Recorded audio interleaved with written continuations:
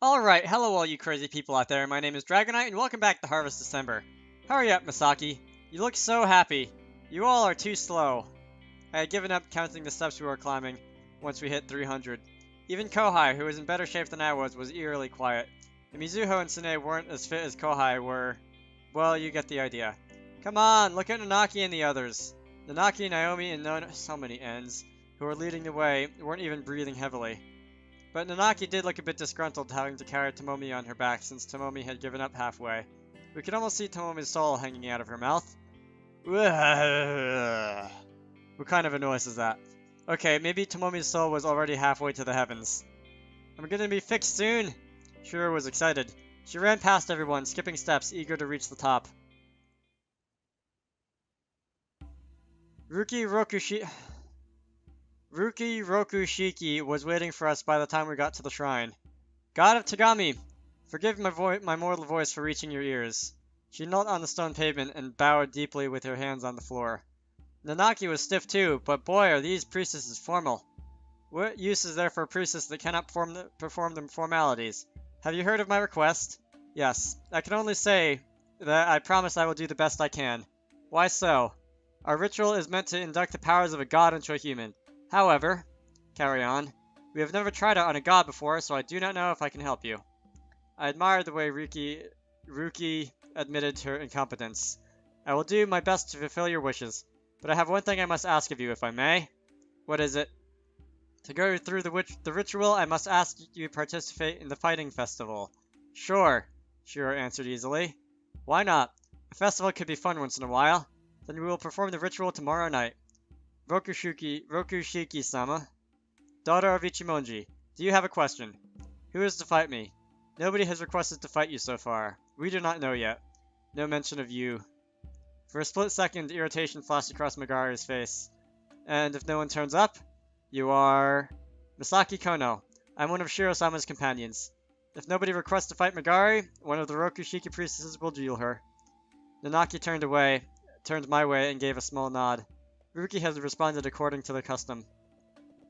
Rokushiki's duty is not only to perform rituals. Sometimes we act as intermediary for the god. Sometimes we are required to do whatever we can to keep our traditions and festivities running smoothly. So a Rokushiki priestess will step in, if there are no other participants. Nanaki will be a worthy opponent. She is well trained in the arts. I was sure Ruki was right. Nanaki would serve perfectly too. Nanaki would serve perfectly to deal Megari. I couldn't even guess who was stronger. But, you don't get it, do you? I must have sounded insolent and completely out of place. Everybody turned to stare at me and many held their breath.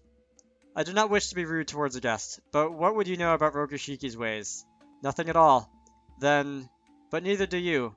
Masaki! Excuse me, I have gone too far. Ruki and Nanaki were glaring at me now as if I was their enemy.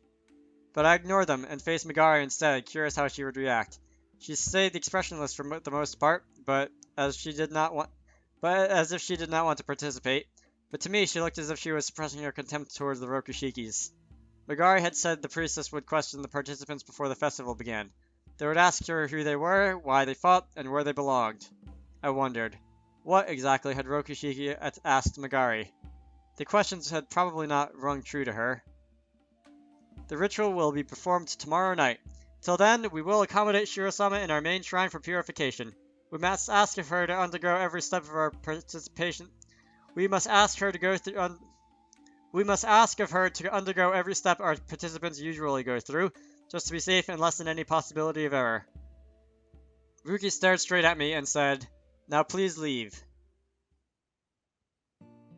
I turned in response to the tapping on my shoulder. That was typical of you, but you didn't have to go that far. I slowed to a walk beside Ao. Going down was easier than climbing up. Kohai, Mizuho, and the others were soon far ahead. I was grateful for that since it gave me a chance to speak with Ao privately. Will your contempt towards Rokushikis bring me entertainment, I wonder? Rokushiki aren't as great as they think. You wouldn't have left the shrine alive if you had said that up there. Especially with that old woman Ruki. She was really defensive. You wouldn't have made it out alive either if you called her an old woman up there. Anyway, I had imagined it would be Shiro-sama that would come to talk to me about what really was going on up there. Mother can only think of getting her powers back now.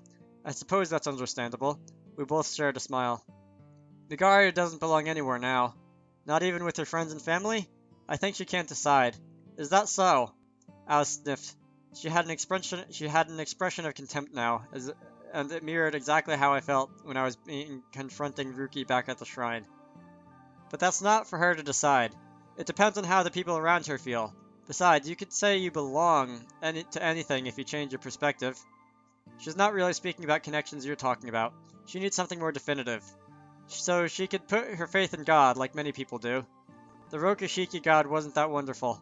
Well, that's tough. The sense of unity a crowd gets. The feeling of happiness and satisfaction knowing you belong to a community. That was what the festivities and rituals were for. The people aren't that happy here, Alice said as she paused. It appeared that she was thinking about Mayoi back in May. I wonder why people keep making problems for themselves. Maybe it's because we're people. Oh, so deep, Al laughed. Masaki, do you belong somewhere? I think so. Do I come into the picture? I stopped after taking a few steps and turned back to face her. I was going to reply, but... Forget I asked. I don't want to hear it. She quickly ran down the steps, leaving me behind. But you're the one that asked. I looked up to the sky. It was midsummer, but it was refreshingly cool in the mountain.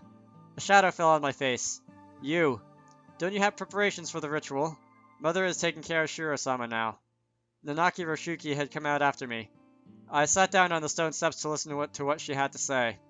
Mother really hates you now. I never expected her to like me. You don't have to pretend with me. I know very well that you look down on me as well. Nanaki didn't look as if she had any hard feelings toward me. Unlike Ruki, she was beginning to interest me. Why do you hold such contempt for us? I'm just disappointed with Rokishiki, that's all. But it's only your first day. Nanaki-san, do you belong? What do you mean? She looked at me warily, but I didn't explain. I do, she answered finally, even though my question was extremely vague. It's only very recently I felt this way, though. Since last year. She looked happy when she said that. Thanks, guys. At first, I wasn't so sure where I stood. Starting with Tomomi, she began to whisper the names of her friends. I felt so whole. Happy. Maybe that's why. That's why what? I thought Megari looked similar to you. I paused, waiting for her response. Megari doesn't belong anywhere. I let out a sigh of relief inwardly.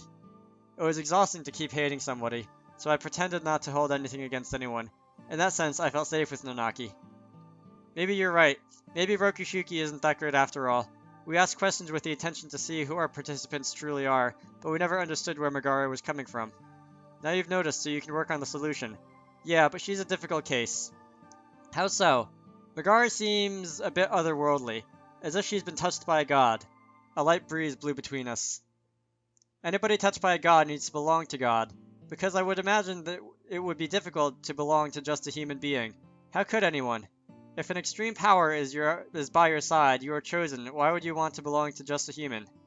Then what do you think we should do? Masaki, are you trying to help Megari? We have our similarities. I am intrigued by her.